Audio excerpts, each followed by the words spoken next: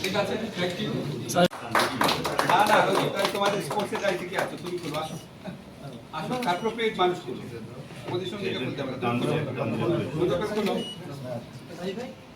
বাবা তুমি স্পোর্টসে যাইতে তুমি করো, সুন্দর করে মাঠটা বানাবা।